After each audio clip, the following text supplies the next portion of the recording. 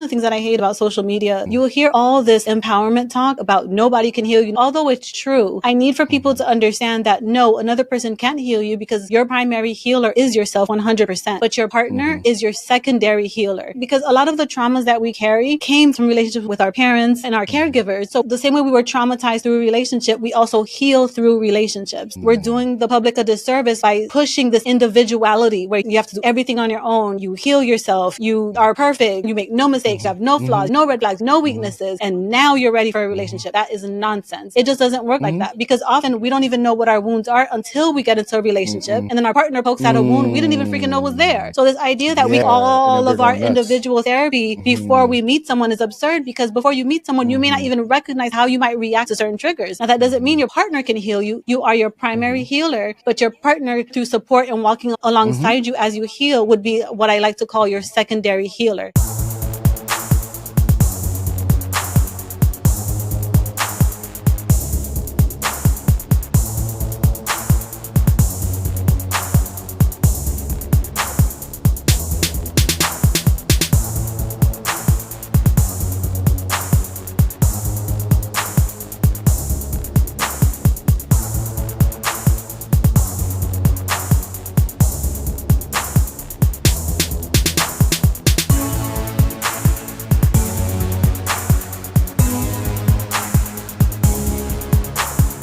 Hello, everyone, and thank you for joining us here in a Couples Development Podcast.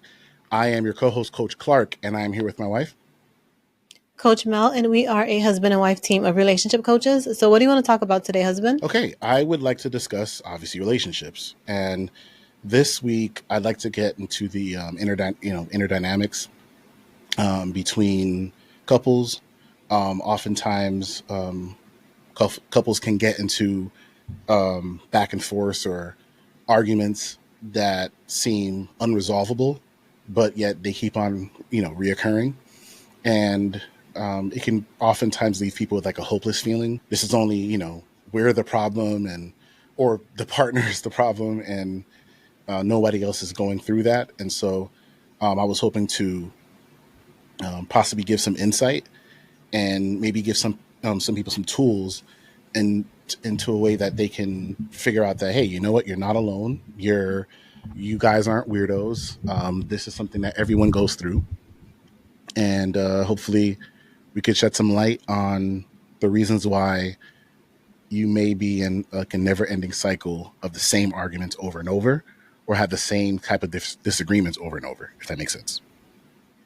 Yeah, makes sense. Okay. All right.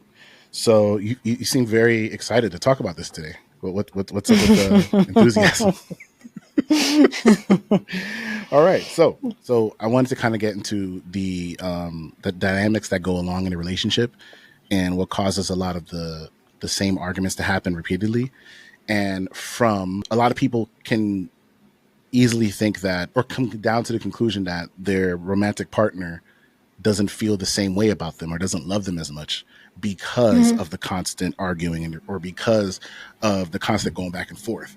And so I wanted to hear from you if you can shed some light as to a reason why couples get stuck in this perpetual cycle. Yeah, I can give 3 reasons. So the 3 primary reasons that come to mind are 1, having expectations that they don't verbalize to their partner. 2 would be expecting their partner to be able to read their mind. And 3 would be personality differences. Those are the top 3 that come to mind. Okay, so unspoken expectations, number 1. 2, reading minds or expecting your partner to read your mind. And 3, personality differences, right? Yeah. Okay, cool. So from my understanding, about 70% of relationship conflicts are due mainly because of personality differences and not because of lack of love or how the person feels about you or something like that. Is that correct? Or Yeah, about 70% of relationship conflicts never get resolved because they're just due to differences in personality between 2 partners.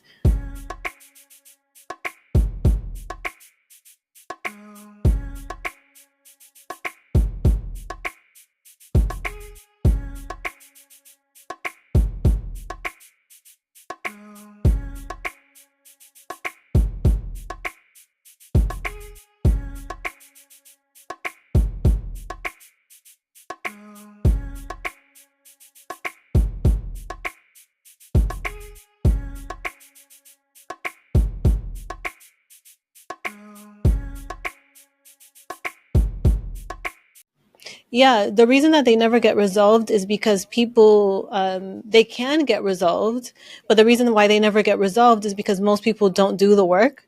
So they Mhm. just kind of live in their relationships with these like perpetual problems that are just cyclical and based on behavioral patterns, and they don't know how to get themselves out of it.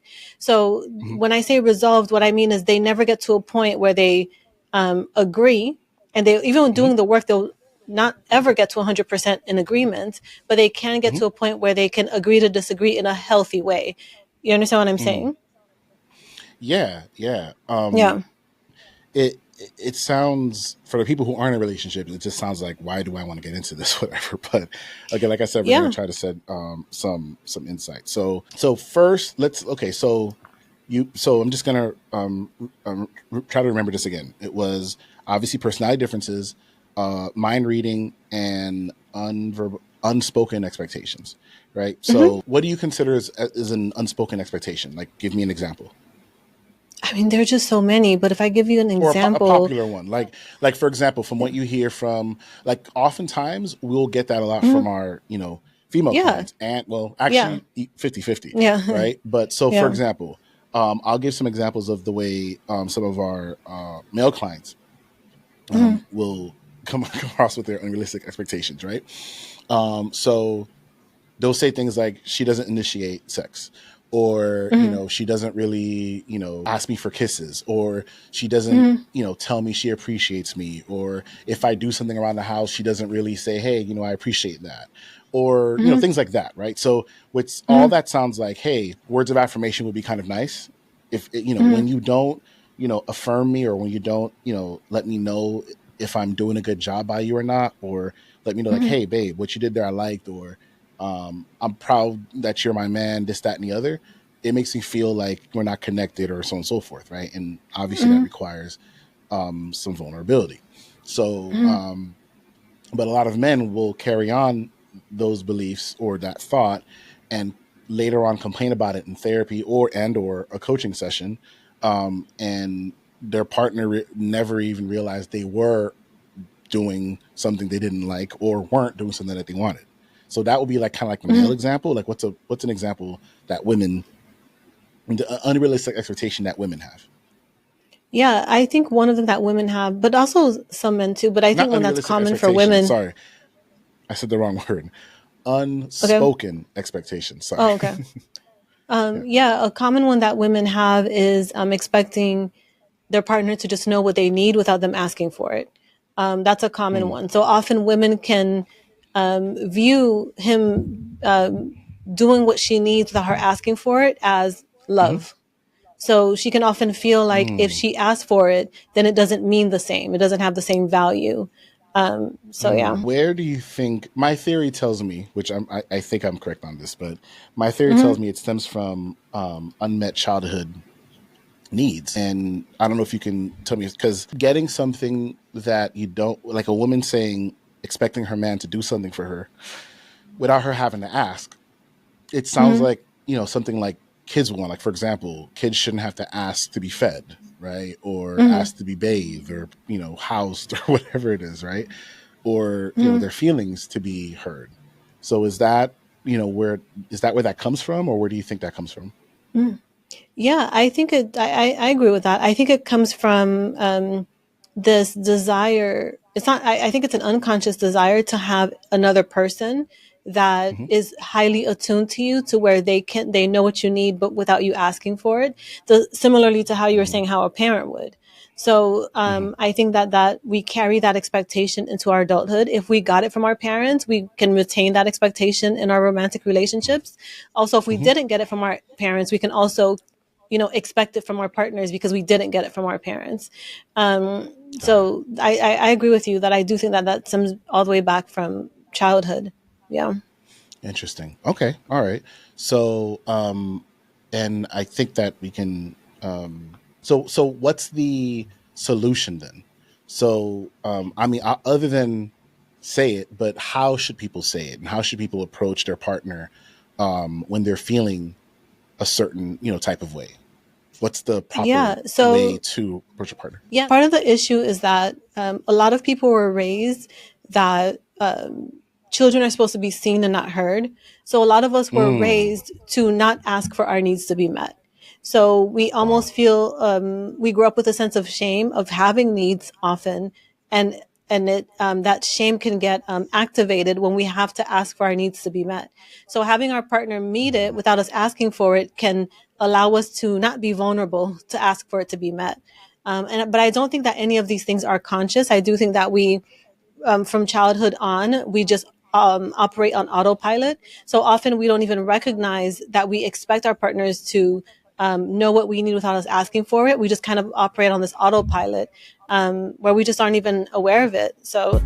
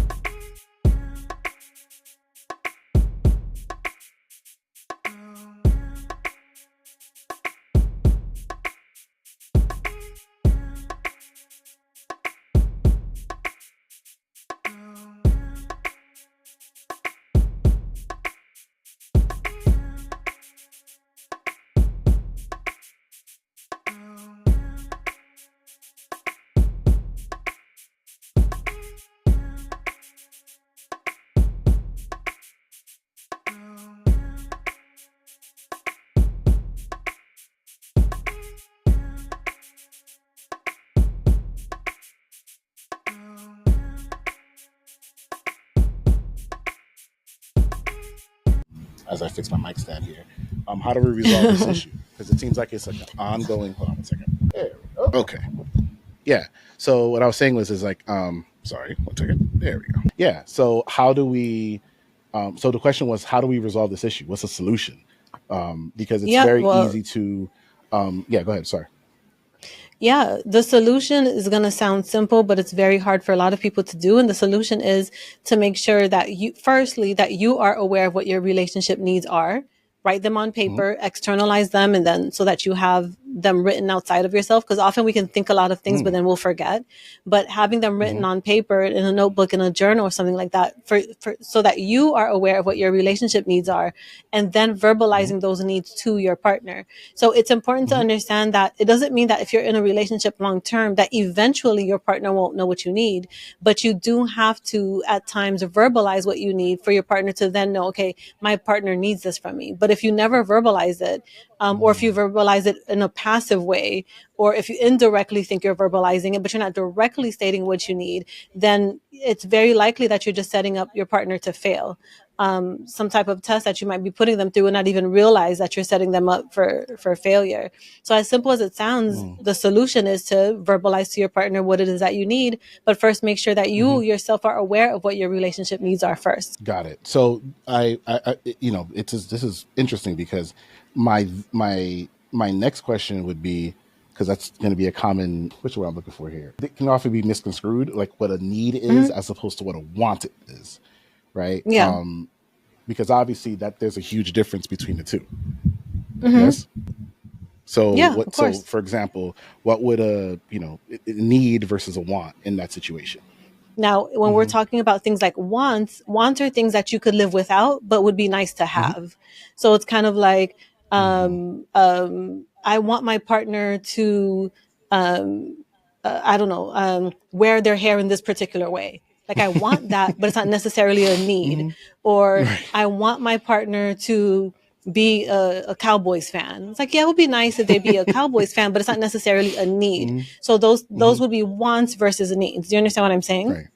I understand what you're saying. Okay, cool. Yeah. So, so obviously, when you have unspoken expectations, because Mm-hmm. what's the term? I think the saying is expectations are basically resentments waiting to happen, right? Yeah. So, Mm-hmm. Yeah, and if oh, you, yeah, I and heard it's something often weird. Sorry. easier. Yeah. Yeah, and it's often easier for us to identify our resentments than our Mm-hmm. expectations. So you can always, Mm. work backward. If you recognize what you're resentful about, that will usually tell you that what the expectation is behind that. Do you understand what I'm saying? Mm. Yeah. If you think about what you're resentful about, Hmm. why you resent what's your reason for being resentful from it? Where did it come from? Blah blah blah, and You'll you'll be able to kind of like find at the identify the core. expectation. So I'll use a Interesting. common one. A common one Mm-hmm. would be, um, let's say, in like, I'll just use friendships as an example. Mm-hmm. Um, she I'm feeling some type of way right now because she never calls me. So the expectation Mm-hmm. behind that could be I want my friend to reach out to me and check up on me sometimes. So that would be the Yeah. expectation. So then you would ask Yeah. yourself, okay, I have this expectation that my friend calls me and checks up on me. Have I ever Mm-hmm. verbalized that to my friend? Have I ever said, hey, Mm-hmm. it'll mean a lot to me if you reach out to me and checked up on me sometimes? Do you understand what I'm saying? Yeah. That makes perfect Yeah. sense. I know that for sure. A lot of people identify with, relate to that with like Hmm. mothers, like, oh, you never Yeah. call, whatever. It's just kind of like, well, you can call too at the same time, but And you can but also it'll tell just me be what you easier. Yeah, need. Yeah. exactly. Yeah. I understand exactly what you're Yeah. saying. That makes sense. Okay, Yeah. cool. So problem, not communicating, what you need or want, because you can communicate Hmm. both, right? Right. Hmm. Now, if someone can't meet your needs, then that's a completely Hmm. different issue. Hmm. Wants is another thing, right? So, Yeah. right. Yeah. I want to So, say here mhm, that wants, yeah, mhm, wants are different, but usually what relationship deal breakers come from requirements and not needs. The difference is that a mm, requirement is something like, you whether you're going to have kids or not. Maybe sometimes even religion might be a requirement. Monogamy might mhm, be a requirement. mhm, But in terms of needs, the needs are the things that you need to feel fulfilled in the relationship, but they're a little bit different than requirements. mm. So meaning that Got I it. can be in this Ooh, interesting. relationship because my requirements are Hmm. met. But in order for me to feel happy and fulfilled in this relationship, Got I need it. my needs to be met. And then wants Got it. are more like desires than they are Hmm. needs. Interesting. So, a requirement, I don't know, don't cheat on me, Mhm. be a mother to our children. What else? And don't do drugs or something. I don't know. Right? Yeah, yeah. Those Requirements would are be black and required. white, Yeah. basically. Yeah, Hmm. requirements Got are it. basically black and white. It's either yes or Hmm. no. Like monogamy, Hmm. yes, no.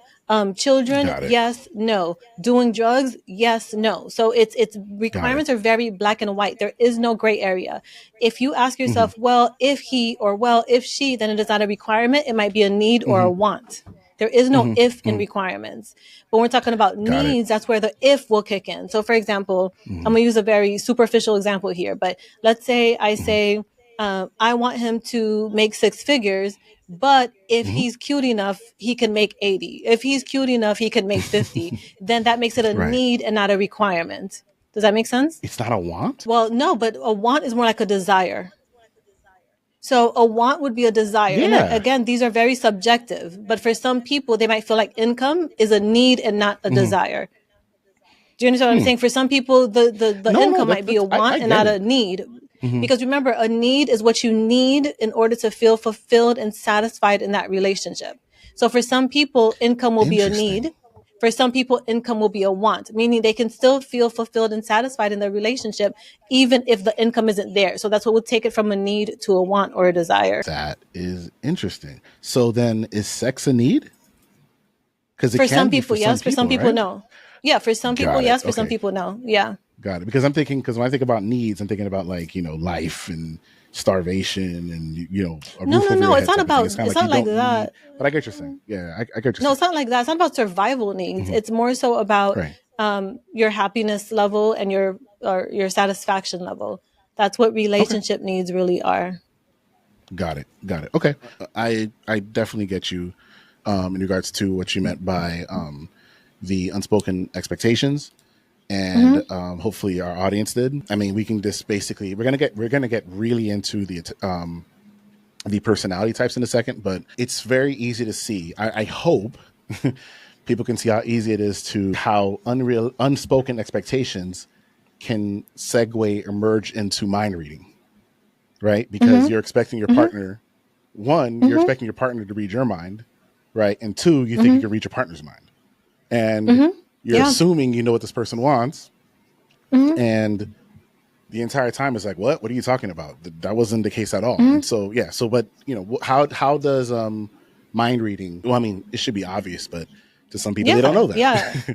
right? So, how Yeah, does and mind you reading just affect explained relationships? it. Yeah, you just explained it. And the only thing that I would add to what you just said is that Mm-hmm. um, it's safe to just tell yourself this, that anytime I expect my partner to read my mind, I am setting up my partner to fail. Then you want to ask yourself after that is, why do I want to set my partner up to fail? Mm-hmm. Anytime you expect your partner to read your mind, just ask yourself that. Say, I'm testing my partner, I'm setting my partner up Mm-hmm. to fail. Why do I want to set my partner up to fail? And just ask yourself and explore that a little bit deeper. You want your partner to read your mind, Mm-hmm. where they better know how they're supposed to act a certain blah, blah, blah, blah, right? Mm-hmm. And they better know this. And if they don't, then it Mm-hmm. means blah, blah, blah, blah, blah, something negative. Your Right. partner Because can't you're win. because your partner can't win because your partner's not psychic. You know, like Mm, now we're talking about something a little bit different. If you've clearly directly verbalized something to them before, because mm-hmm, often people think they've said something when they realize, but they never said it. They might give mm-hmm, like a passive attitude and think that they said it through their attitude. They might think they said mm-hmm, something through a silent treatment. They might think they said something mm-hmm, through some type of punishment, that whatever that may be, like, you know, intentionally not answering their partner's phone calls or texts or whatever. And they think mm-hmm, that through that ignoring their partner's text or call, that their partner should get the message of what they wanted them to do. Do you understand what I'm saying?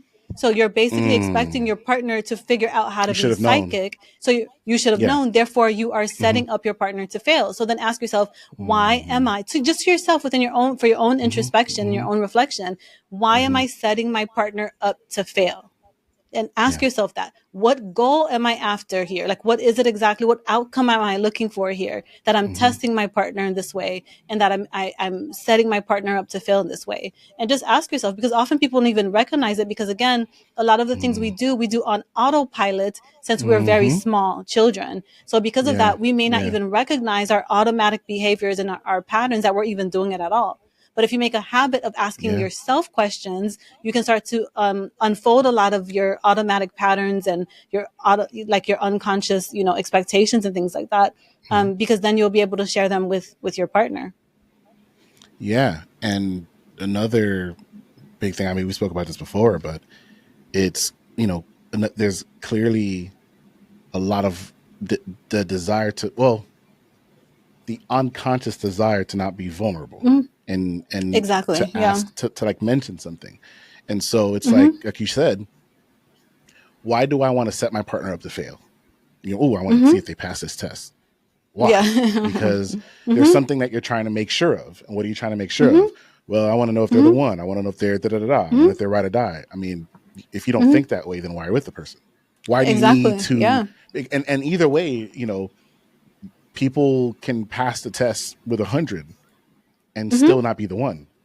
So it's like, Yeah, and they again, at the can end pass of the the test day, with absolutely, and they can pass the test with hmm 100 and cheating on you all day, and you don't even know it. So all at the day, end of every the day. day, it's Yeah. it's ask yourself, why am I setting hmm up my partner to fail? Really, just ask yourself Yeah. that, and see if you can, uncover what it is that you are gaining. Because even when hmm behaviors are harmful to ourselves, to our partners, or to our relationship, we're always gaining hmm something.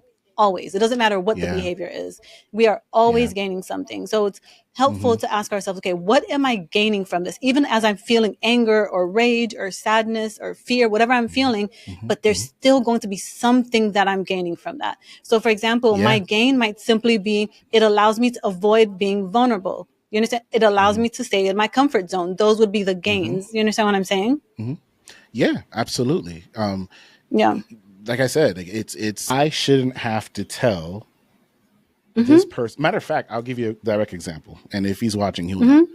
I'm in Mm-hmm. a group chat with Mm-hmm. a lot of my friends that were fantasy football league, and one of them, he was mentioning how I think we were showing a video of a couple, a woman and a man dancing, Mm-hmm. but and then the conversation came out like, oh, How come like Latin people, for example, Mm-hmm. they're more than okay with their wives dancing with other people, or Caribbean people, blah blah blah, Mm-hmm. or Yeah. Caribbean people dancing, Caribbean. with other Yeah. people, right? Yeah. Yeah. And then in the Haitian culture, there's a type of dance called guyad, right? Mm-hmm. And it's a very seductive type of dance, but again, it's just dancing. It's kind of like in carnival, what goes on in carnival Yeah. and Yeah. everything, right? Mm-hmm. And so he basically goes and says, he asks a question, hey, how would you guys feel if your wife was dancing with someone else, right? Mm-hmm. And some people, like mostly everybody's like, oh, I'm fine with that. There's nothing wrong with that. Blah Mm-hmm. blah blah. He's like, well, then he's like, try to make it worse. Like, well, what if she's doing this, and what if she's grinding, and what Mm-hmm. if she's, you just because what happens is like most of us are kind of like, this is a dance. Who cares? I trust my wife. Yeah. She's not gonna go home with the Mm-hmm. guy, right, or Mm-hmm. anything like that. But and so, long story short, um, he got to a point where we're saying like, yeah, I wouldn't be okay with that. And because we were like, well, it all depends on the couple, and all depends on what boundaries Mm-hmm. you guys have. Like pretty much Mm-hmm. everyone agreed with this. It's kind of like, Mm-hmm. yeah, some things shouldn't have to be spoken. There's Mm-hmm. like a term like a lot of dudes I know say like, what's understood doesn't need to be spoken, or something like that, or whatever it is, Mm-hmm. right? Mm-hmm. And we're telling them like, yeah, that's your job to set that boundary with her, and to be like, hey, Mm-hmm. if you ever go to the party, I don't want you dancing with anyone else. Now, it's up to her to oblige and agree with that or not. But Mm-hmm. at the end of the day, that's what you're supposed to do.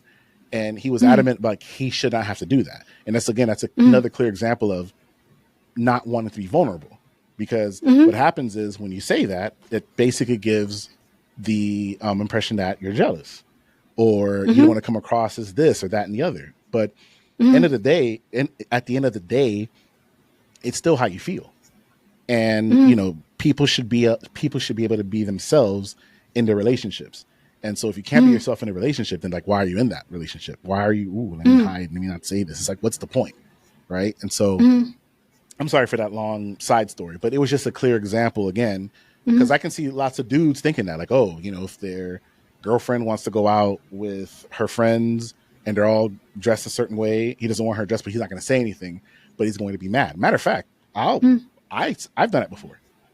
So I remember a while back, before, where I am now mentally, I dealt with that. Like I remember you were going out with I think your cousins once, Mm-hmm. and I didn't like what you were wearing, right? Mm-hmm. But I didn't say anything. But Mm-hmm. I think later that night when you came back or something, Mm-hmm. you told me you and everyone else thought I was acting super weird and everything.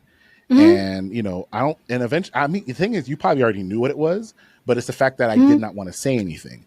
And the Mm-hmm. real question there is like, what's the reason? Like, what's so hard about saying, hey, this bothers me, right? But at the Mm-hmm. same time, you don't want to say it, but you definitely want Mm-hmm. to be bothered by it. So again, Yeah. it's just like I said, this is a long way of saying lack of vulnerability or whatever. So Yeah, I anyway. agree with what you Hmm. were saying about your friend with the dancing or whatever. I agree Hmm. with what you said that he should just set that boundary. But I will Hmm. say that instead of him just saying, "Hey, I don't want you dancing like that with anyone else," because I can come across controlling. Hmm. Um, Hmm. that it's healthier or more effective to say how it makes you feel and share that with your partner. Hmm. Yeah. So, like you were saying, the jealousy, just to say, "Hey, babe, Hmm. I feel jealous when you dance like this with other people because it makes me Hmm. in that moment my thoughts start to race that you might leave me." And it's very hard for people to speak to their partners in this way. It really is. A dude is Because not of that, gonna. I understand, but that's I Yeah, understand, but that's what it would take. So it's real again, though. I Mm, think mm, it's real. mm, It is what it is. So at mm, the end of the mm, day, mm. it's about, okay, is it your own ego or your own, wall that you want to keep up, or do you really want Hmm. the relationship you say that you want? You just got the choice is yours. Like, do whatever you want. Hmm. Just recognize that Yeah. if you keep that wall up, to protect yourself, then you're also keeping other parts of intimacy and love outside of your relationship as well. As long as you're aware of that, then it's fine. Yep. I mean, it's up to you. 100%. I definitely I definitely agree with that. So anyway, so we can kind of like, I guess, group those two together. the Mm-hmm. unspoken. So that means Mm-hmm. it's all in your head. Expecting someone. So what do you think is worse, or do you think they're the same? Thinking you can read the mind of your partner and know what's Mm-hmm. best for them, because oftentimes Mm-hmm. men and women do that, right? Mm-hmm. Or expecting your partner to read your mind. I think they're the same. I think they're both just as destructive. So Hmm. You think they're destructive? they're very much so destructive. Yeah. Explain. Well, if you have not shared something with someone of what you expect from them, and then you punish them for not giving you what you want, that's destructive. You're causing Hmm. harm to your relationship. So Interesting. And then yeah. then you play the games like you know what you're doing, and that whole Yeah. thing. You have a Yeah. whole entire story and a whole entire conversation with yourself. And you project that onto your partner and you project that onto your relationship. That's what happens. That's gonna segue into the next thing we're gonna talk about. But I love what you Yeah. just said there. Mm-hmm. I just forget relationships. I don't Mm-hmm. think people actually realize just how much assuming Mm-hmm. they do. And Mm-hmm. a really great book, obviously, it's this book right here, The Four Agreements. There's a part in there that says, assumptions are lies that we tell ourselves. Mm-hmm. Yeah, that's what pretty much it. That's it. They're just Mm-hmm. lies that we tell ourselves, Mm-hmm. and we take as truth And because then we you have, react to them. Yeah. yeah, and then we react to it, and then we create a whole story about it, and then we're like, we create an entire Mm-hmm. story, and it's just Mm-hmm. like all based on arrogance, all based on Mm-hmm. I know, and Yeah. then and then when you confront someone about this Mm-hmm. lie you told yourself, Mm-hmm. right? Mm-hmm. What's the person going to say? No, what are you talking about? Mm-hmm. Okay, I know, right? Mm-hmm. Because now, I guess I don't know if it's cognitive dissonance. It's probably not. But now Mm-hmm. you're in a Mm-hmm. conundrum because it's like you just spent so much time investing into this story you told yourself that you created, Mm-hmm. that you narrated, that you had a full conversation and concluded, and all of that for the person you felt all amped up about, just to be like, Mm-hmm. nah, you're tripping. I don't know what you're talking about. So Yeah, it's just yeah, I another yeah. agree. Yeah, I agree Mm-hmm. 100%. And it's so interesting because what happens is most people spend their time, either living in the past or living in the future. So we're Mm-hmm. either sitting there ruminating, seething about something our partner did in the past over and over and over and over, or we're projecting into the Mm-hmm. future about what our partner is going to do. So neither one is very Mm-hmm. much useful. I once heard, I think it was Dr. Tama, I think she said, and she said it Doctor so Who? beautifully. She said, I think it was Dr. Tama. I could be wrong. It could have been somebody else, but I think it might Okay. have been her that said that there's no point. It could have been somebody else, actually. There's no point in living in the past because the past has nothing new to teach you. Like whatever the past was going to tell Mm. you, it already told you. It has nothing new to teach you. So spending your Hmm. time sitting there ruminating, thinking about them over and over and over, you have to Hmm. get to a point where you say, okay, I've already processed those thoughts about what happened to me in the past, what I went through in the past, and try and going over it so many times. How's that serving me positively in the present? You understand what I'm saying? Mm. I do. I Yeah. definitely understand what you're saying. Yeah. Yeah, and that's Okay. super All right. helpful for So yeah. relationships because yeah, Hmm. and that's super helpful for No, no. Go relationships ahead. because what impacts, relationships the most in the present is usually stuff that they think their partner did in the past or something their partner did in the past. It's very rarely what's Mm. happening right now. So when you're talking about the thing about, the assumptions, often even if you someone sends their partner a text, right? They're in two different buildings. Each partner is at work. The partner who sent the text, if their partner didn't respond fast enough, is already creating the story of why they're not responding yet. What Hmm. are they doing? Where are Hmm. they? And all of that. And they don't Hmm. even recognize that I'm sitting in my office. My partner is probably sitting in their office somewhere. And I've created this entire story as to why I didn't get a response to my text yet. And I don't even recognize that all of this is coming from within myself. And I'm Hmm. reacting to it. My body's reacting to it. My Hmm. heart is racing. Hmm. My breath is getting shallow. And Hmm. I'm creating this entire false reality for Hmm. myself. And then I'm taking that out on Hmm. my partner at the end of the day. You understand what Yep. I'm saying? Because they should have Yeah. known. From their They should have office known that. somewhere in, Yes, yeah. they're supposed to know. And if Right. Yeah. who are we? What are we if you don't Yeah. know that when I text you, Yeah. you don't respond within a Yeah. millisecond, that I no longer Yeah. feel loved? You know what I mean? Like, Yeah. what are we, right? Are we Yeah. even Hmm. married? Or are we even together? So yeah, so Yeah. I completely get what you're Yeah. saying. Okay, so Yeah. with that said, that's going to segue into the next part you mentioned, Hmm. in terms of like the um, reasons people oftentimes have those issues. And I think I said it earlier, but if I'm mistaken, 70%. Oh, before I say that, Hmm. um, when I read this, I was like, that's insane. I think it was like, I think it's, I don't know if it's 89% or whatever, 90% of our thoughts, or is it Hmm. 80% of our thoughts throughout the day are negative? And I Hmm. think 90% of those are repetitive or something like that. Hmm. Okay. So you're going to, so basically, as human beings, so the assumptions we have, it's, the term assume the worst, that's by Hmm. default. We, Hmm. now, if we were assuming the best, which to be honest, why don't human beings do that more often? I don't Hmm. know, because it would Hmm. provide for a better life, right? If we're Hmm. assuming the best out of everyone, then we're going to be less upset. We're going to be less, especially forget Hmm. everyone, out of our partner, we're going to have less of those negative thoughts and, ooh, they're probably out there cheating, or they're probably doing this, that, and the other. And if you assume the best out of your partner, when you see them again, you're probably going to have a different way of greeting them, or you're probably going to text Hmm. them, or you're probably going to do something loving, and so on and so forth. Hmm. So the mentality you put yourself in when you're thinking about your significant other plays a huge role, because at the end of the day, you have to ask yourself this: do you want the story that you're telling yourself, which is in the negative, that they're probably Hmm. doing insert the negative thing here, do you want it to Hmm. be true, right? Hmm.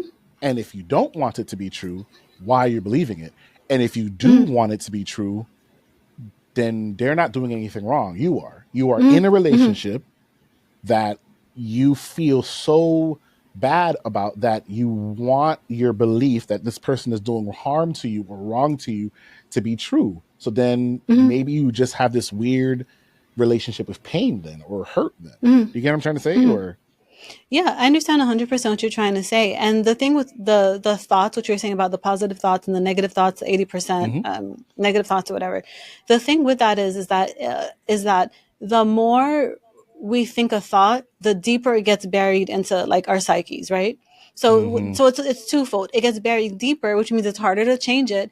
But the more we think it, it also comes to our conscious mind faster than any other thought. mm-hmm, So what we're doing is we're training this particular negative thought to stay mm-hmm, stuck in our minds longer and also to mm-hmm. come to our minds faster. So we're reinforcing these particular thoughts to come up in our minds over and over and over. And the way to break that is to consciously force yourself to think a new thought. And then you do that Yeah. over and over and over. So it's the It same thing also affects for neuroplasticity relationships. too, right? Yeah, it's the same thing. Yeah, it's the Yeah. same thing for your Mm-hmm, relationships. When you find mm-hmm, yourself stuck in a negative thought, force yourself consciously stop and mm-hmm, choose a new thought about your relationship and choose a new mm-hmm, thought about your partner. Because if you mm-hmm. find that you're having a hard time finding positive thoughts about your partner, Mm, that's something for you mm. to you really need a lot of self-reflection as to why you Yeah. are in that relationship. What are you doing? Yeah, What are you 100%. doing? Because Yeah. their partners is being them. Yeah. You are in a situation that you do not have to be in.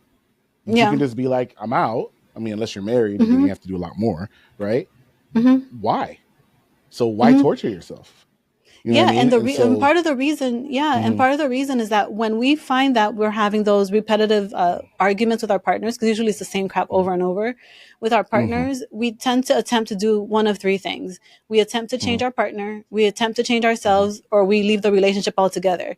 The one thing that most people mm, don't try is acceptance, right? Acceptance that me mm. and my partner are two completely different individuals with different Yeah, life experiences, with yeah, different desires, with different mhm. callings, with different life purposes. Mm. And because of this, sometimes we're going to clash. You understand what I'm saying? That I fourth do. thing is what most people don't try. They're either going to try to change their partner, change Hmm. themselves, or they're going to try and leave the relationship. But that fourth one of acceptance that me and my partner are just two different human beings and it's okay for us to have differences is what most people struggle to do. Yeah, Yeah. I hear you. I hear you. Do you think it's more? Do you think men try to change their partners more? Do you think women try to change their partners more? Or do you think it's I like don't know have the answer to that. I believe it's both. I don't have an answer to about the which one same? Okay, tries more often. I think it's yeah, most likely the same. Yeah, it's a human thing, just so off it's of most likely the same. got it. It was just off top of my head. Okay, all Yeah. right. So as I was saying, what we're going to segue into is the personalities, the personality differences, and so with the stat I gave before, if I'm not Mm-hmm. mistaken, it's not love. It's not love Mm-hmm. or lack thereof that causes Mm-hmm. people to stay in that cycle of the same arguments over and over. It's Mm-hmm. personality differences. And Mm-hmm. one of the ones that I think, it's going to be the hardest for people to really understand because where it comes Mm-hmm. from, but Mm-hmm. it's obviously life altering, Mm-hmm. are attachment styles, right? Mm-hmm. Which it's not necessarily, well, there are type, they're a personality type. What your attachment style is part of your personality, correct? Not really. They're Oh, different. okay, So okay. they're well, they play on each other, but they're different. Mm-hmm, So it's kind of like so I'll say three things here.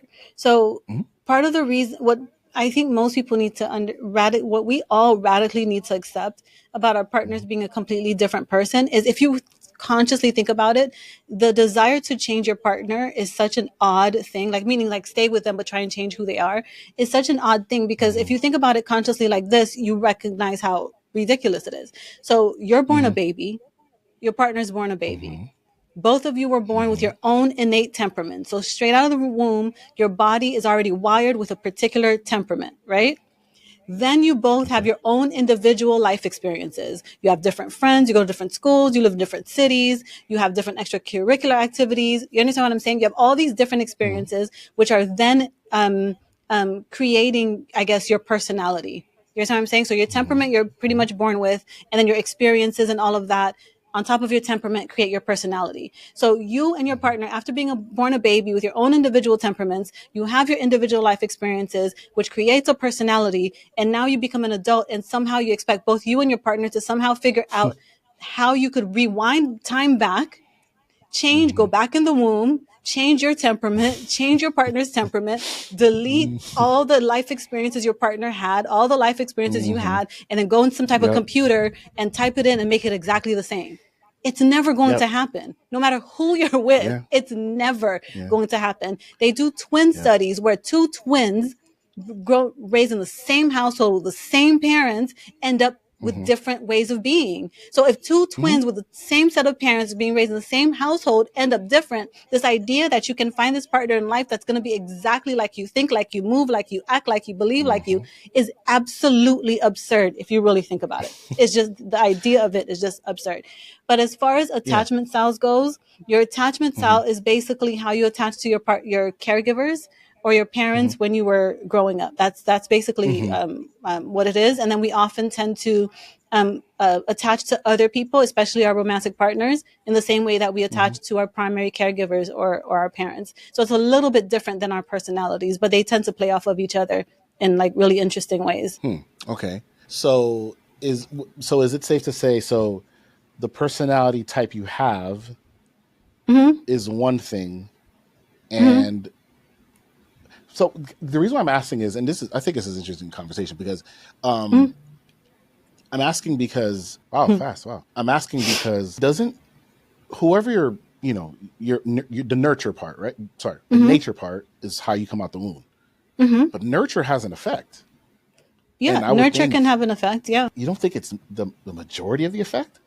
They really don't know because again, we have our temperaments that we're born with. So often even with Mm-hmm. babies, you can see that Mm-hmm. two babies just have different temperaments. Like straight out of the womb almost. You can see that they just are born with two different temperaments. No, this is true. So there's Yeah. already that you know what I'm saying? Some Mm-hmm. babies are born, they're super fussy. Some babies are born, they're super chill. You know what I'm Mm-hmm. saying? Like some babies are Mm-hmm. mixed. Like, so they come out already with their own innate temperament. And then Yeah. on top of that, we create our personalities through our Mm-hmm. life experiences and whatever strategies work for us and things like that. Mm-hmm. In childhood, we tap into whatever strengths we were born with, and that creates our Mm-hmm. personality, I guess, is an easy way to think about it. Interesting. Do you understand The what I'm reason I was saying? saying that is because no, I do. The reason I was saying that is because, Yeah. for example, I don't think. Okay, you know what? I was going to go somewhere, but we're talking about relationships. So I want to stay focused, Mhm. right? Okay. Someone, do you think there, do you think there are people who have the proclivity to Mhm. be to be more jealous in relationships than Mm. others? By proclivity, you mean innate temperament, or Well, what do you I'm just mean? trying. Okay, Or let me try different. tendency, Let me try or different words. like, Tendency, okay. yeah. Do you think? Okay, do you think there can be some people who tend to have uh, oh, okay, sorry. You think it's people who tend to have who have a tendency Mhm. to have more of a short temper in a relationship, or be more caregiving in a relationship, or be more aloof in a relationship, or any of those I things? think, yeah, I think it could be anything. I mean, I think some people, Right, but depending on their personality, their temperaments, and their attachment styles and their life experiences, that it creates like this like mixture of stuff. So yeah, some people can naturally, when I say naturally, I don't mean born that way, but have more jealous tendencies. But that those jealousy feelings often stem from the thoughts and the beliefs that they already have. And we're not really mm-hmm, born with thoughts and beliefs. Those are things that we kind of program into mm-hmm, ourselves through life experiences. So there's that. But I will say that there is an amount of jealousy that can be healthy for a relationship, because a little bit of jealousy allows you to recognize that I enjoy or I love having my partner in my life. So it's kind of mm-hmm, like one of the great ways that I've heard the difference between jealousy and envy explained is that if you mm-hmm, kind of just put your hands out like this, right? mm-hmm, Then mm-hmm, jealousy is basically my hands are full and I don't want them to be emptied. So, for example, I have a full life and I don't want the things that are making my hands full to be empty. So, my partner would be one of those things. So, when I feel like my hands are going to be emptied, I'm going to feel a sense of jealousy. Versus envy, it's my hands are empty and I feel entitled to them being filled. So, therefore, that means that I feel entitled to taking something away from another person and putting it in my hands to then fill my hands. So, envy rarely mm-hmm, has a healthy space in a relationship. Envy can mm-hmm, only be healthy in a relationship if both partners can are open to verbalizing those envious feelings with each other, because then they can process that mm-hmm, together and really figure out what's mm. behind it. If they let it sit and stew inside of them, Fester, it's going to yeah. be destructive to Mm-hmm, the relationship. But in terms mm, of jealousy, there is a healthy amount of jealousy, meaning that I recognize what I have in my partner and I don't want to lose that. But you also have to mm-hmm, recognize that just because feeling a little bit of jealousy can be healthy, that doesn't mean your reactions are healthy. And I think people can often conflate the mm-hmm. two, between the feeling and the reaction to the feeling. So often unhealthy things are not the feelings themselves, but our reactions to those feelings. Do you get what I mean? No, I do. I do. Yeah. Yeah, because you can't control your how you feel. You Hmm. can control how you react to how you feel, and that's, I Yeah. guess, what makes us humans, right? Yeah. The ability to have the Yeah. higher function and everything. So yeah, Yeah, to think about our I thinking and think about our feelings mm-hmm, is what makes us separates us from other animals. We have the ability to think about our thoughts mm-hmm, and we have the ability mm-hmm, to think about our feelings. So therefore we can yeah, control our reactions to things most of the time. yeah. So I'm like, oh, I couldn't help Yeah. it. It was like, yeah, you could, just didn't want to. Um, Yeah. yeah, no, I hear you. So, going back to what you're saying about the hang on a second, yeah. Going back to what you're saying about the personality. Um, we were talking about the jealousy thing. Okay, because I was trying because you guess what it is. You were talking about how we're born. We come out the womb a certain way. The reason I was saying that is Hmm. because if you are observing your parent, I would think that our caregivers are the ones who had a huge effect on our personality development. Did it not? It's a part of it. Yeah. But Got it's it. but it's just a Okay, so part it's of not the it. major part. It's Yeah. just like a part. It's like a I don't know about Okay, I didn't know that. major. Okay. I don't know if Mm, it's 50 hmm 50, but I just from hmm what I've learned, it hmm is a part of it. But it's not hmm all of it, but it is a part of it. Yeah. Now, if hmm you're asking me No, how I much got of you. it, I can't tell you that. Yeah. No, I got you. The reason why I'm saying is because how it can show up in a relationship. If you had Hmm. a mother who was very paranoid, or Hmm.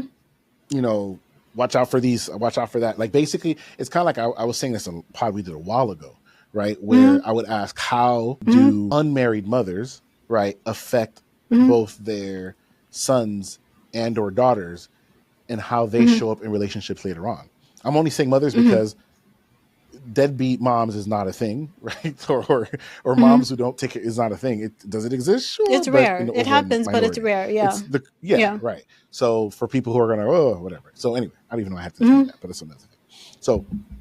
So how they show up, in the relationship, because I feel like I think black women are oftentimes raised with this superwoman mentality. Great book, by the way. You guys should get it, Mm-hmm. right? With this with the superwoman like mentality where they should be able to conquer Mm-hmm. everything, do everything, never, not make mistakes, boss be up, climb the corporate Mm-hmm. ladder, entrepreneur, all this stuff, whatever, and Mm-hmm. super busy, on the move, red bottoms, high heels everywhere, expensive lunches, all that good stuff, right? And it's like reinforced and rewarded amongst the sistrum, or the, I don't know what I'm Mm-hmm. looking for, the sorority, whatever it is, right? But Yeah. The sisterhood. Mm-hmm. relationship, yeah, the sisterhood, but relationships wise, it's what how they're raised, and I think it kind of helps form, I don't know if it's part of their character or part of their personality, because I want to stay on subject here, because Mm-hmm. I think it can kind of help form the idea they can have of potential mates, like to constantly be on the Mm-hmm. lookout, as opposed to be open, not Mm-hmm. literally, but be open and be inviting and be, whatchamacallit, have an open mind to receive love, as opposed Mm-hmm. to look out for red flags. He's out to do this. He's going to Mm-hmm. do that to you. He's probably da da da da, and he's not the one. It's like, do you get what I'm trying to say? So I'm asking, I'm going to talk about the guys next, because I'm just talking about their personality, is how their upbringing can affect how they show up in a relationship. Yeah, of course. Parenting definitely has some to do with it for sure. I think where Mm-hmm. we kind of fall short in our current therapy culture is that parenting does have a lot to do with it. So how we were parented is kind of like the easiest thing for us to focus on, because we'll have some conscious memories about, Mm-hmm. interactions we've had with our parents, at least for most of us, Mm-hmm. versus Mm-hmm. temperament. We're not going to have temperamental memories of how we were in the womb or anything like that. So you No. can't really work with that. You understand what I'm saying? Yeah, So it makes of sense course. to work with personality, and it makes sense to work with parenting from when you were a kid and childhood experiences, because we can remember a lot of those things, and we can work with those things. But what you Mm-hmm. were saying about the paranoid parent and how that would impact the child, what I'm saying is Mm-hmm. that a paranoid parent absolutely can impact a child. But where temperament comes into play is that paranoid parent can have two children of different temperaments, and that paranoia impacts them differently. Mm-hmm. Mm-hmm. So that's where No, temperament comes yeah. into play. So I will also say, in Mm-hmm. terms of things like, often these words are used interchangeably, like Mm-hmm. generational trauma, ancestral trauma, Mm. historical trauma. Those three terms are often used interchangeably, and that Mm-hmm. has a huge impact on us. And I think that, especially in the Black community, we can do. Mm-hmm. We're doing ourselves a disservice if we just say things like, you'll hear a lot of podcasts and people talk about generational trauma and how it's bad and how it Mm-hmm. impacts us, but often we don't Mm-hmm. talk about it enough to really recognize how it really is impacting us, because Mm-hmm. the problems are so Mm-hmm. multi-layered. For example, when we're talking about Mm. something like generational trauma or ancestral trauma, historical trauma, whatever you want to call it, things that were passed down to us before Mm-hmm. we were even born. Mm-hmm. For example, they Yeah. did a study on mice, right? And Mm-hmm. every time they would let a parent mouse smell lavender, they would give it a shock. So they would make it smell the Mm-hmm. lavender, give it a shock. Make it smell the lavender, give it a shock. And Mm-hmm. the researchers found out was, when that adult mouse had children, right, had a baby, Mm-hmm. the baby was Mm. born fearing the smell of lavender, even though the baby never got a shock. Wow. So the baby was born, would smell the lavender, and they would, like, basically freak Wow. out, even though the baby themselves never received a shock. And that happened for 3 generations. So that means that they shocked Wow. the initial mouse, lavender, smell lavender, shock lavender, whatever. That mouse had a baby. That baby feared lavender. That baby then had a baby. That baby feared lavender, and then that baby then had a baby and feared Wow. lavender.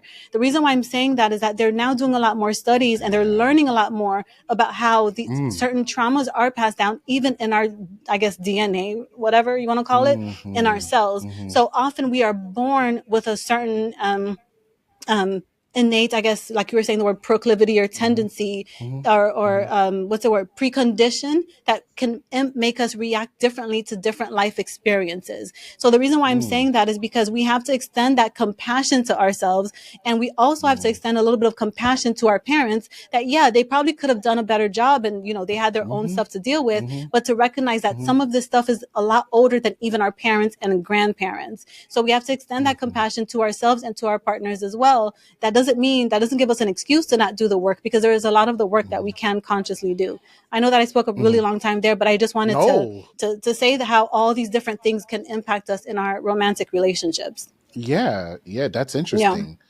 So, yeah. So it's kind of like the generational trauma being passed down, Right. without it actually being taught. It's just Right. internal. It's like part of your DNA type It's of thing. internal. It's like in your cells. It's like it's just there, and Got you're it. you're kind of born with it. That Mm-hmm. doesn't mean you should. Nothing can be done about it, because the first step to Mm-hmm. changing anything is awareness. You understand what I'm saying? I understand what you're saying. Okay. Yeah. So, with that said, how this can show up in a relationship dynamic, Mm-hmm. um, is, I guess, women having even in the relationship, having this kind of like sort of fear for their partner. Maybe Mm-hmm. does that come out that way, or I I'm just mean, trying to figure out how it can come this. out, Yeah. it can come out in different ways. It can come Mm-hmm. out in different ways depending on the person. And then you take the historical trauma, whatever term you want to use, the generational trauma. Mm-hmm. You add on top of that the temperament that you're born with. You add on top of that your personality. You add on top of that how you were Mm-hmm. parented. It gets really Mm-hmm. complex. You understand what I'm saying? Got it. Like So when you have two multi-layered people trying almost. to figure out, it's so multi-layered. So when Mm-hmm. you have two people who are trying to figure out how to get along well and live together well and build a life together, it's just it can Mm-hmm. be a journey, for lack of a better term. And they have Yeah, absolutely no idea that they're carrying all this baggage yeah, and bring it into a no, relationship. It's like, not until therapy. and At least most yeah, people aren't aware of it. hmm Yeah. I don't think enough people realize just how much they are looking for their significant others, or looking for a significant other to heal them, Mm. and not Yeah, of realizing that course. it's never gonna. That's not how that works. You can It heal doesn't work together, like right? If I'm that. not No. mistaken. Yeah. Yeah. Yeah, because I often, and Yeah. that's one of the things that I hate about sometimes about social media, is that Mm. you will hear all this like empowerment talk about nobody can heal you, nobody can heal you. Although it's true, I need for people Mm-hmm. to understand that no, another person can't heal you, because your primary healer is yourself 100%, but your partner Mm-hmm. is your secondary healer. So your partner is there because Mm-hmm. because a lot of the traumas that we carry came from relationships with our parents, you understand, and our Mm-hmm. caregivers. So we also, the same way we were traumatized through a relationship, we also heal through relationships. So sometimes I feel like we're Mm-hmm. doing the public a disservice by um Mm-hmm. pushing this like individuality, where you have to do everything on your own. You figure it out, you heal yourself, you are perfect, you understand, you make no mistakes, you Mm-hmm. have no flaws, Mm-hmm. you have no red flags, you have no Mm-hmm. weaknesses, and now you're ready for a Mm-hmm. relationship. That is nonsense. It just doesn't work like Mm-hmm. that, because often we don't even know what our wounds are until we get into a relationship, Mm-mm. and then our partner pokes out a wound we didn't even freaking know was there. Mm. So this idea that we can do Yeah, and then all they're of our going nuts. individual therapy before Mm-hmm. we meet someone is absurd, because before you meet someone, you may not Mm-hmm. even recognize how you might react to certain things, to certain triggers. It might just be your Yeah. partner who you're closest to that's going to make you recognize some of your triggers that you weren't even aware of prior to. Now, that doesn't mean Mm-hmm. your partner can heal you. They absolutely Mm-hmm. 100% cannot. You are your primary Mm-hmm. healer, but your partner Mm-hmm. there through support and walking Mm-hmm. alongside you as you heal would be what I like to call your secondary healer. Do you understand what I'm saying? Mm-hmm.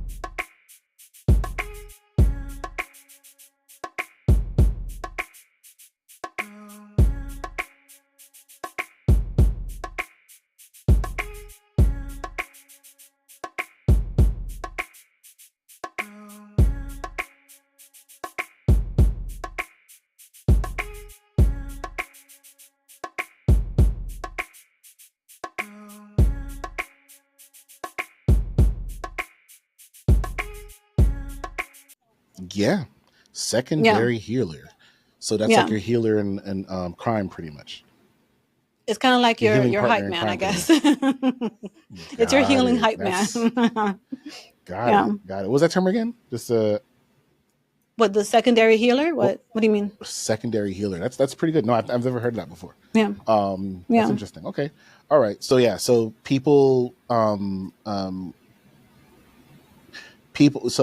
carry these things into their relationships. Mhm.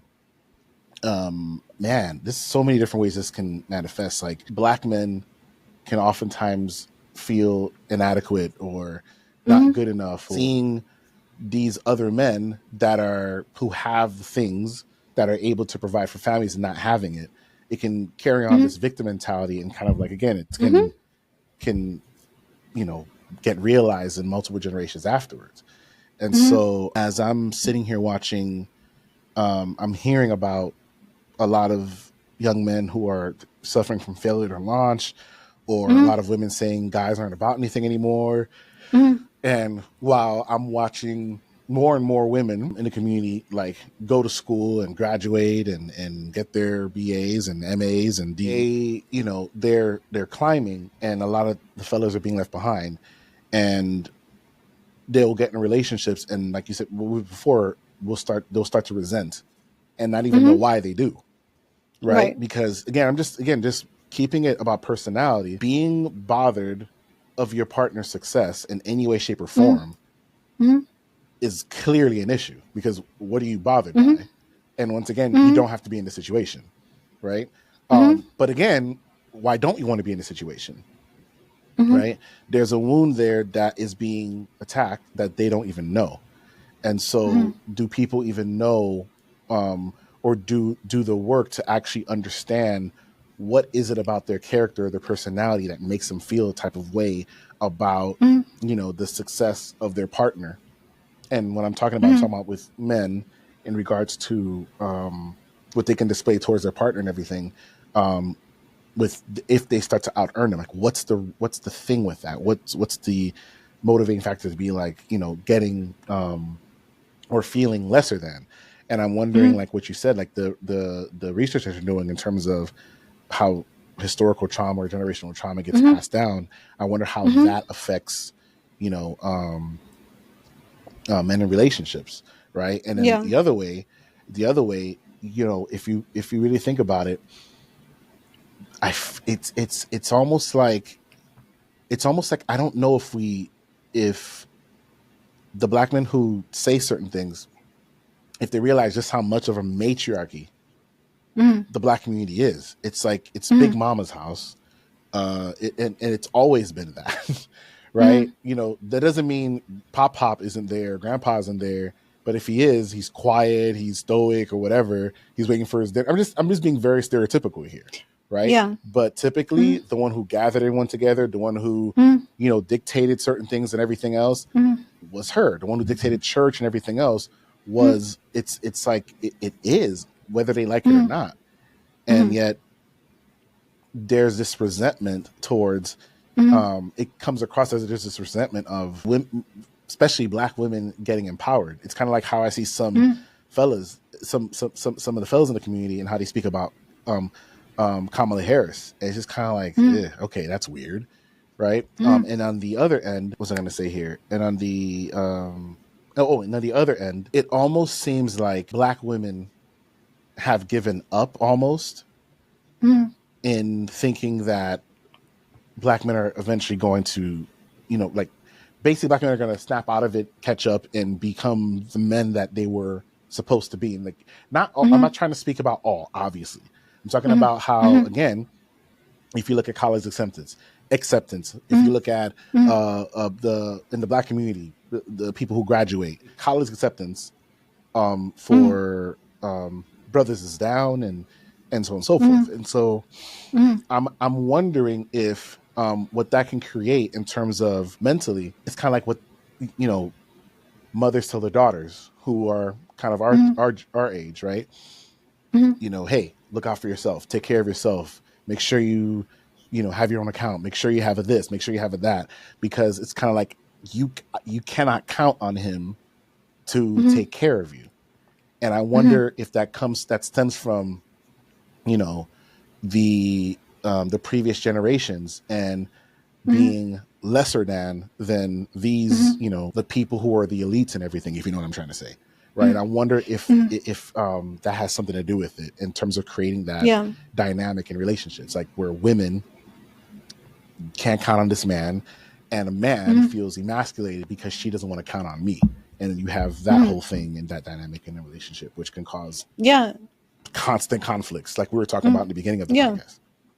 Yeah, I agree with everything you said. I think that it must be really hard for Black men to often, so many, because I don't know if it's like 70% of, Mm-hmm. Black children are raised in single parent household. And I would just assume a lot Mm. of those are single mother, single parent households. But I Mm. will say it must be really hard to live a life where within your household and growing up you lived in this very strong matriarchy, but in the outside Mm-hmm. world it's a patriarchy. So trying to figure out, okay, what am I supposed to do with these Mm. very conflicting ideas that I have in my mind must be very Mm. complex and really complicated for them. It must be really, really hard. That being said, I will say that I Mm. also empathize with Black women, because I do believe that the majority of Black women, and I believe, do want, and based on some of the research that I've seen, do want to have a male partner who leads their household. They actually do want that. Mm. So often you'll hear Mm. Black men say, "Oh, yeah, right. Like, where are they going? They don't let you lead them. They don't take instruction. They don't whatever." But what they don't recognize is Mm. that Black women are asking for that leadership, but they want it to be a healthy leadership, because often Mm. the leadership that Black men are asking for, they're asking Black women, "Hey, why can't you play smaller so that I can feel bigger?" They're not actually trying to step up their game to really truly figure out and learn how to lead a household. The expectation is be smaller so I don't have to work so hard. So I think those two, when you take Mm. those two sides of it, it's going to clash and it's not going to work out well. But I do believe that, based Mm. on the research I've seen on top of that, that a lot of Black women absolutely do want that, in a way, that traditional archetype of, I want to have a husband that will lead our family. I do believe they want that. They Mm. just don't know where they're supposed to find it. That's, Yeah. from my Or be perspective. smaller so yeah, or be smaller so that you don't outshine me. Yeah, you And just be smaller. I yeah. just want you to be smaller, Yeah. versus, you know what, I see where you are Mm. and I'm gonna work my hardest to meet you where you are. That's not the ask Mm-hmm. often. The ask often is be smaller, be quieter, punch yourself over in a corner somewhere, be subservient, be submissive, so that I can feel bigger than you. And I mean, that's just such a, Mm. it's a ridiculous ask, it just really Yeah. is. That's a small level of thinking as well too. I read Yeah. quite a few times in one of the TikTok posts we made where a Mm. lot of the women were saying, I don't need a Black man to lead me anywhere, and Yeah, of we don't course. need Yeah. Black men to lead us and Yeah. everything else. Yeah, of And course. it's like I hear that, Hmm. but the same women will want the man Hmm. to make more than them or to provide for Right. them and so on Hmm. and so forth. Right. Unless they don't Yeah. want that, because then now I'm even more Mm. confused. Do you get what I'm trying to say? There's Or nothing confusing. There's nothing confusing about it, because remember, when someone is saying they do or don't want something, they're saying it from their internal representation of what that thing is. So if I mm, ask you right now, do you want a woman to lead you? Immediately, there's going to be an internal representation of what a woman leading you looks like, feels mm, like, sounds like. You understand what I'm saying? yeah, And that's where you your are right. response is going to come from. It's going to come from that internal Oof. representation you have of what that Yeah, thing is. So when what this women say looks they like. don't want it, they're not lying, Mm. because often they either do or they don't want it. I'm not saying all women want it. That's not what I'm saying at all. But I Hmm. do think that we Hmm. have to recognize that when people answer questions, it's coming from their inner representation of what that thing might look like, sound like, feel like. That's how they're answering that question. That was very well answered. This might be abrupt, but I think that, yeah, I think that was good. I think that was very well explained. I think it sounded like we were going all over the place, but we're still on subject because no, I think because again, we're talking about personalities and like there's Mhm. so many different ways we can, get into that because people don't fully understand Mhm. the motivating factors of why they are how they are. They just Mhm. exist and they just are. And why can't you be this thing that I need right now, or when I need it, type of thing? Mhm. But don't ask the Mhm. same of me. That whole thing.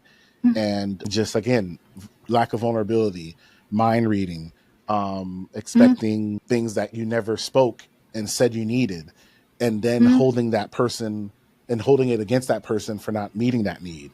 Mhm. I think that the more people actually sit and really think about their history, their Mhm. parents' history, their parents' history, and to think, okay, what are we fighting about right now? What am I Mhm. bothered by right now? What am I angry about right now? What am I Mhm. asking for right now?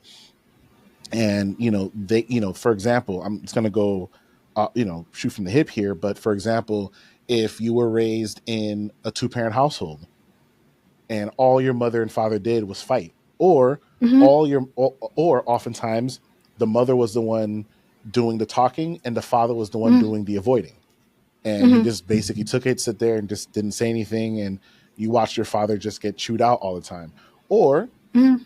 vice versa. You watch your mother and dad just go back and forth. It's going to Mhm. create something in you about how relationships should look. It might Mhm. even, and again, I think we can get in that another episode. It might even create Mhm. an idea in your head that this is what love looks like. Love Mhm. looks like, but you're not. It's not conscious. Love looks like Mhm. arguing and yelling and going back and forth, Mhm. Mhm. or love looks like a woman. If it's this man, a woman yelling at me, fussing at me all the time, right? Mhm. Or the other way around. And with women, if let's say they'll see, I don't know if this is true or not, but it's a stereotype. Oftentimes, a man who if let's say their father yelled at their mother often, right? Mhm. It's either they're repelled by it or they're attracted Mhm. to it, and but they don't Mhm. realize it. Do you get what I'm trying to say? Um, Yeah, I agree with that. yeah, Yeah, I agree with that yeah, 100%. Yeah. But I yeah. also think In that terms of that's how, what's so yeah, in sure. okay. Yeah, but I agree with you. But I think that's what's so interesting about what you're talking about, like the experiences that people have had. Because what Mm-hmm. happens too in relationships is that not just in relationships, but people in general, we tend to confuse who we are with the impact that our life experiences have had on us. So we confuse the two. So if Mm, let's say we had certain life experiences and therefore we picked up certain strategies in order to survive those life experiences, we think those life experiences are who we are. But then if you ask someone, well, who mm, would you be if you had had different life experiences? Do you understand what I'm mm, saying? Because who mm-hmm. you are not the strategies you picked up in order to Mm, survive your life experiences. They're two different mm, things. There's a person of who you are, and then there are yeah. the strategies you picked up in order to survive your life Mm-hmm. experiences. They're two very different Yeah. things. So what often happens in Yeah. relationships is that people pick up unhealthy behaviors because at the time they use those unhealthy behaviors in order to survive the difficult life experiences they had as a child or whatever. And then they Mm-hmm. retain those unhealthy behaviors. And if their partner wants to take them to therapy to change those unhealthy behaviors, that person can often feel like, well, this is who I am.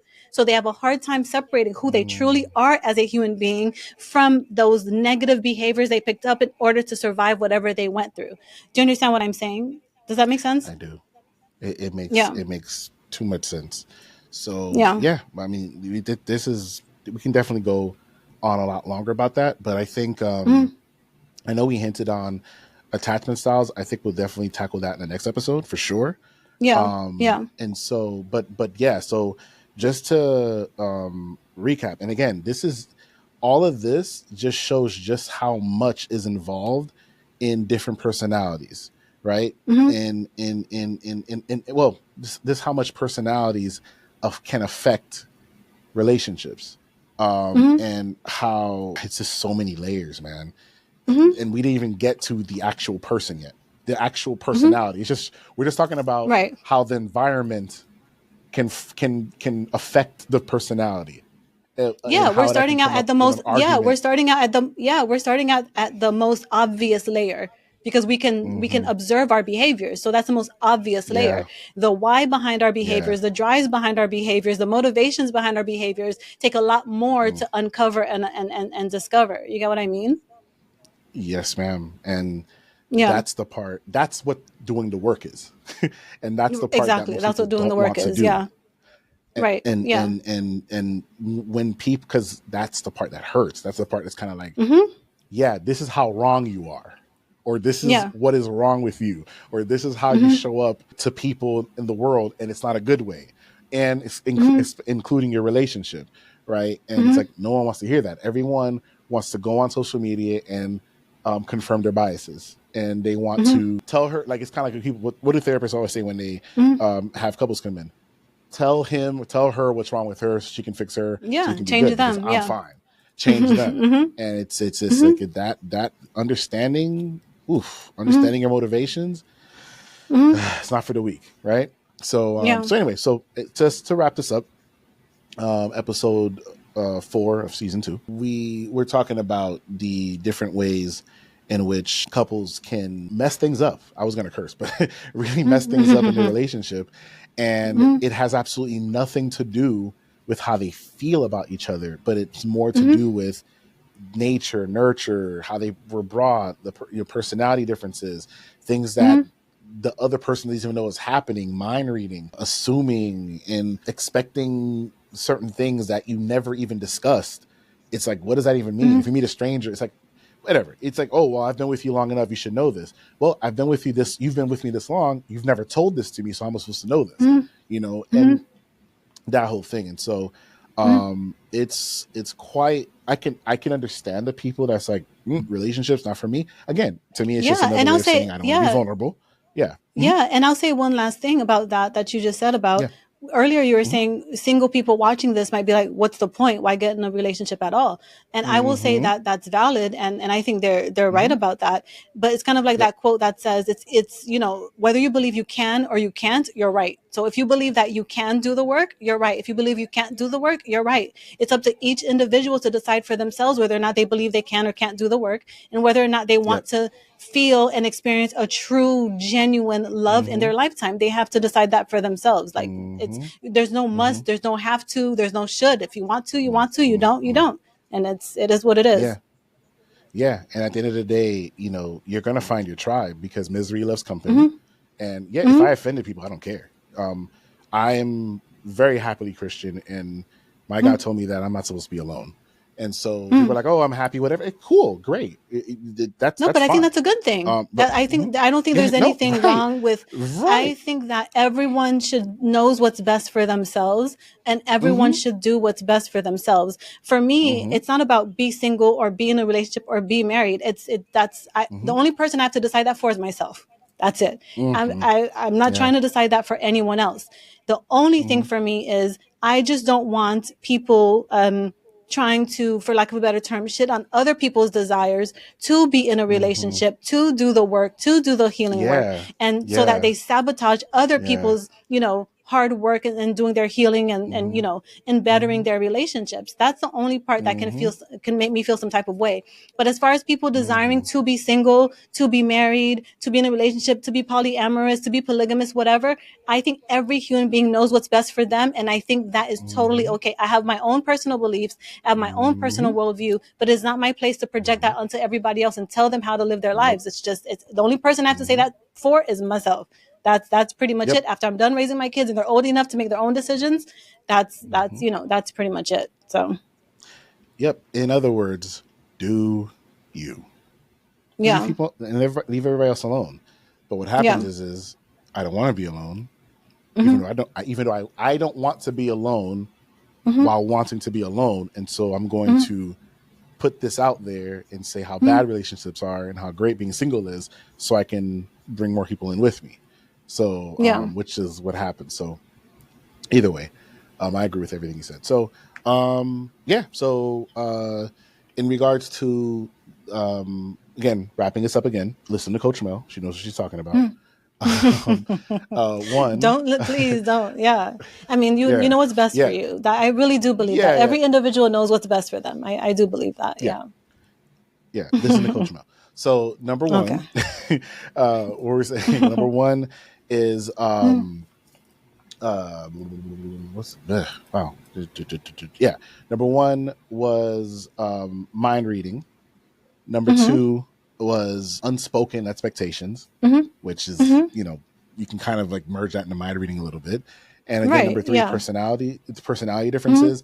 And we kind of didn't go in personality difference because I think that that can be 8-hour video, whatever, which I don't think anyone should watch, Yeah. but that's another story. Yeah. So we'll get to that next time. But it's just, we just kind of just gave you a little snippet of how just that, and we can go in for days, you know. But anyway, for those who stuck to the end of the video, I hope this was a treat to you. It would be a treat to me. I would love to have had this many, many, many, many years ago. It would have helped me in as the man that I am, being the husband to this wonderful, beautiful woman that I call Coach Mel. And we hope that you guys got something from that. We hope that you guys, we just want people to think. We're not telling you what to do. Just hope you think. And, you know, end of the day, that person that you're laying next to, that you call husband, that you call boyfriend, that you call girlfriend, that you call wife or whatever, just ask yourself, you know, is that person out to get me? Is that person out to hurt me? And if you think that and believe that, what are you still doing there? And if you don't think that and don't believe that, why are you thinking the worst of them? Switch and think the best of them. Oh, well, I don't want to get hit with the okie doke, and I don't want to be played out here for a sucker. Okay. Like, it's a bunch of people playing the exact same game, trying to not get played for a fool, that get played for a fool. So let go. It's not, you're not going to prevent or stop anything. You're just driving yourself nuts. But that's just my 2 cents. So anyway, thank you everybody for watching. Please leave a comment at the bottom. Please leave a like. Please share this with someone who you think might be interested, or someone who needs it, or someone you don't think will be interested, but send it to them anyway. Send it.